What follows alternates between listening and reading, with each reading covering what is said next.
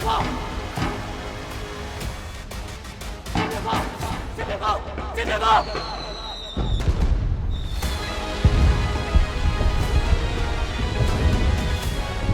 怎么办？他肯定看到标志物了。他能看到标志物，说明他一定在大厦附近。